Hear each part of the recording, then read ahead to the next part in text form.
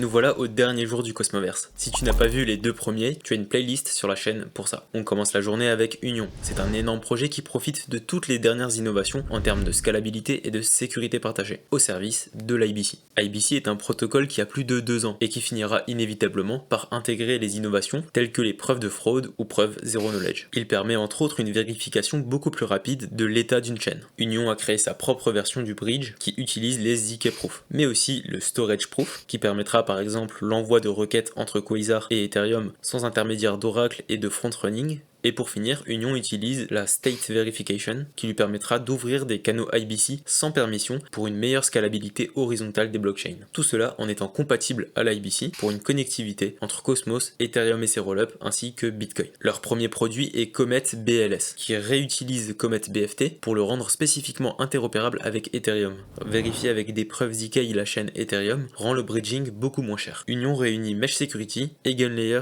et les réseaux de Shared Sequencing comme source de confiance décentralisée. Et il mentionne que cela devrait rendre son application spécifique de bridging un candidat idéal pour devenir une consumer chain de Atom. Galois est un node qui peut être adopté par une blockchain avec un seul validateur. C'est ce qu'on appelle une solo machine. Pour une meilleure adoption du Cosmos par les entreprises privées, c'est génial. L'ensemble du système peut être utilisé pour 3000 $ par mois et peut gérer des milliards de TVL en toute sécurité. Il n'est donc pas hyper dépendant à l'incitation en token ou aux subventions. Voyager est un relais que des blockchains non Tendermint peuvent facilement utilisés. Jusqu'à maintenant, les relayeurs IBC sont très spécifiques aux chaînes Tendermint to Tendermint. Voyager est important pour l'expansion de l'IBC. Passons maintenant au talk de Polygon, qui est une solution de scaling pour Ethereum. Jusqu'à maintenant, Polygon était ce qu'on appelle une sidechain d'Ethereum, c'est-à-dire qu'il a les désavantages du layer 1 Tendermint et les inconvénients d'un layer 2. Polygon a donc fait un choix pour devenir seulement un rollup et profiter de la sécurité du layer 1 Ethereum. Ils ont dépensé sans compter pour avoir la meilleure tech ZK possible, afin de construire un SDK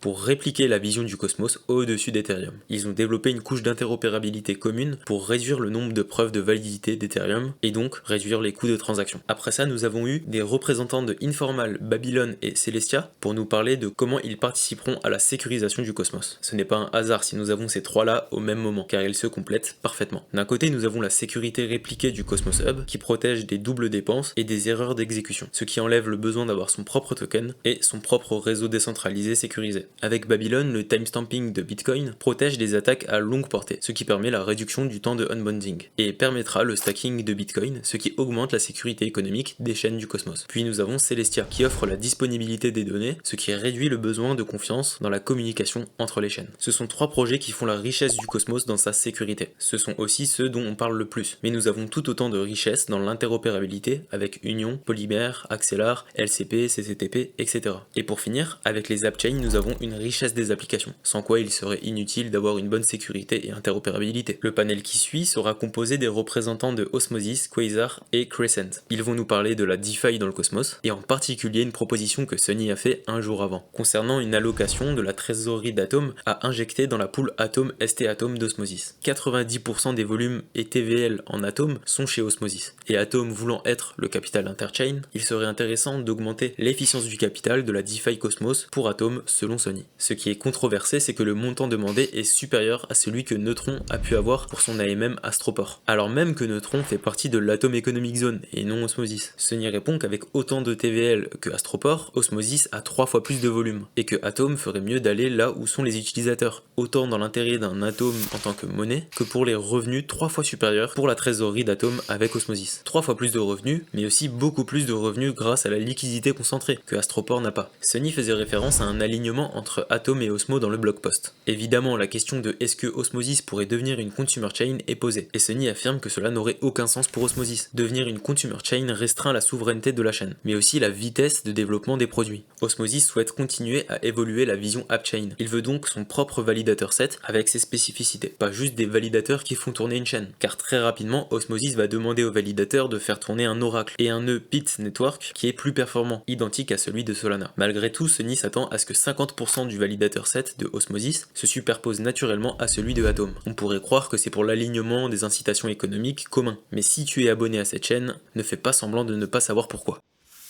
Qui sert à multiplier l'ensemble des validateurs d'Atom, qui facilitera ensuite la synchronisation des chaînes de la Atom Economic Zone pour débloquer les transactions IBC atomiques. Sunny s'attend à ce que Atom devienne la monnaie interchain qui profite du hub DeFi pour avancer ensemble avec toutes les appchains qui ont chacun leur rôle. Atom la monnaie, Osmosis le DEX, Axelar le bridge, etc. C'est tout de même étonnant venant de quelqu'un qui rêve que Bitcoin devienne la monnaie du cosmos. Vous l'aurez déjà compris, le Cosmos Hub ferait mieux de se méfier des intentions réelles recherchées, bien que tout ne soit ni blanc ni noir. Pour moi, c'est la seule discussion du Cosmoverse qui a ressemblé à un débat, grâce à l'excellent travail de modération de Cyborg. Je te conseille vraiment d'aller l'écouter en entier pour comprendre la vision de l'Atom Economic Zone et de la place d'Osmosis dans le cosmos. Juste pour te teaser, écoute ça. Some chains in Cosmos will be better aligned than others with the hub. There's a level 1, More and level aligned. 2, and level 3. And if Neutron is level 1 and Osmosis is level 2, why would Osmosis get double what Neutron got as a liquidity injection? Can I say one sentence to this? What would happen if Osmosis was gone tomorrow? Sorry? What would happen if Osmosis was gone tomorrow? And the liquidity would be gone, and CL would be gone. Capital efficiency would drop, trading volume would drop, and users of the protocol would drop. And that goes for any... Cosmos will die. Yeah, yeah. Nous avons ensuite un talk tout aussi intéressant sur la tokenomics de Atom. Si Atom devient la monnaie ou le capital interchain, son émission et sa distribution sont clés. L'Atom Accelerator DAO en a donc fait l'une de ses priorités depuis le début de sa création. Il est assez satisfaisant de voir le travail qui est fait, la manière dont il prévoit de diminuer puis réguler l'inflation, au souci de rentabilité pour les validateurs et développeurs du hub. Ils ont même pensé à prévoir des sous-DAO compétentes dans la gestion des relations avec les consumer chains, car comme ils le disent, il est important qu'une consumer chain ne soit pas là pour être au chaud le temps du bear market. Et une fois de bons revenus, partir pour en profiter seul à 100% et ne plus rien devoir au Cosmos Hub. Tous ces sujets fondamentaux sont pris en compte et l'on peut s'attendre à une proposition intéressante qui donneront de la visibilité pour attirer potentiellement de plus gros capitaux au Hub. Bon, on arrive au moment que vous attendez tous, le talk de Stride sur la surprise du Cosmoverse qui a enflammé Twitter ces derniers jours. Il commence avec un récap sur l'année passée et leurs 3 grandes étapes. D'abord, Stride s'est lancé comme une blockchain souveraine dans le cosmos, puis est devenu une consumer chain, et enfin profite pleinement du liquid stacking module du hub, avec une variété de ST tokens qui peuvent profiter de toute la DeFi du cosmos et plus de 4 millions de ST Atom en TVL. Le hub a accueilli Stride les bras grands ouverts, ce qui n'a fait qu'augmenter le succès de Stride étant le protocole le plus sécurisé du cosmos. Avec un partage de revenus en commun et l'arrivée du liquid stacking module, Stride et Atom se sont alignés économiquement. Dans l'avenir, Stride va continuer à liquid stacker une plus grande variété de tokens, en particulier Celestia et DYDX. Ils vont évidemment travailler sur une intégration profonde du ST token dans l'écosystème DeFi, et en particulier pour le ST Atom, même dans d'autres écosystèmes comme Polkadot et Ethereum. Mais pour arriver à scale en toute sécurité, il faudra des sous-DAO et des audits dans chaque intégration.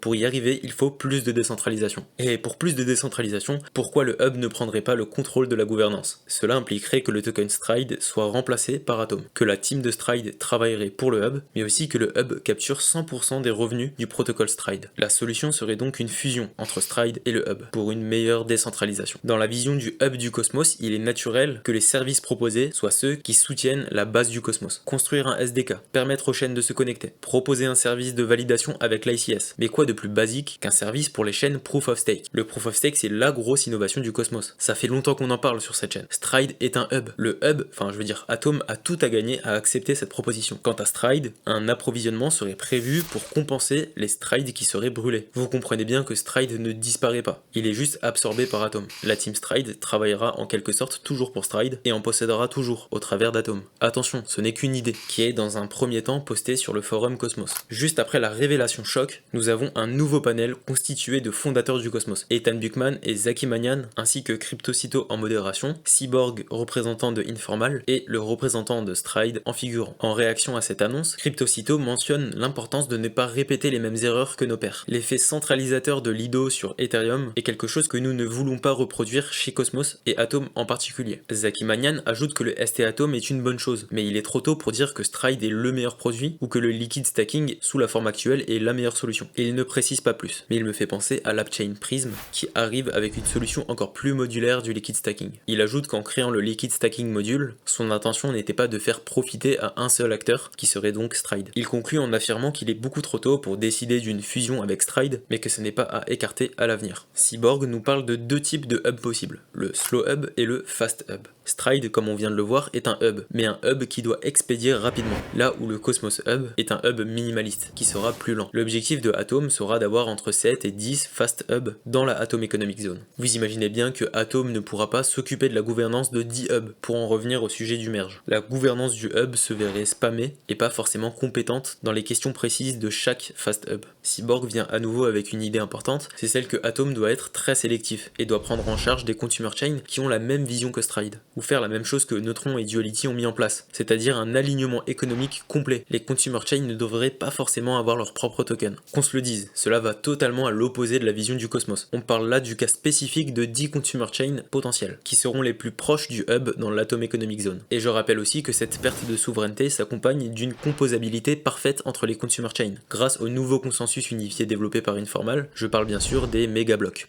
Je conclus cette série avec l'analyse de Phil, du validateur ProDelegator qui était sur le terrain. Il est important de souligner tous les absents. Si sur scène le temps de présentation est limité et qu'il est normal de ne pas voir tout le monde, sur place c'est effectivement ce qui frappe le plus. Beaucoup de noms connus ne sont pas venus cette année. Evmos, Axelar, Band Protocol, et j'en passe. Il semblerait aussi que de nombreuses teams manquent de financement. La conclusion qu'il en tire, les chaînes hors Atom Economic Zone se rendent compte qu'ils ne peuvent pas survivre à un bear market qui s'étendrait encore d'1 an. La plupart des teams ont encore quelques mois avant la fin de course. Les forces monétaires sont dans les grosses teams comme Informal ou Strangelove, alors que de son côté, la Atom Economic DAO gère la partie Atom, qui est de plus en plus demandée. Voilà où se trouve donc l'argent, chez le hub, et dans les teams privées historiques qui recherchent des innovations qui sortent vraiment du lot. Son ressenti général, c'est que tout ceci est extrêmement décentralisé. Il y a quelques grosses teams historiques et bien fundées, mais ils sont incapables de choisir la direction que prendra le Cosmos. C'est une machine géante à frustration pour tous ceux qui tentent de la contrôler. Mais elle attire toujours plus de monde. Le niveau d'intelligence dans les participants était frappant sur le plan technique, bien qu'il y ait des lacunes au niveau financier. Pas de rêveurs mais des gens qui build.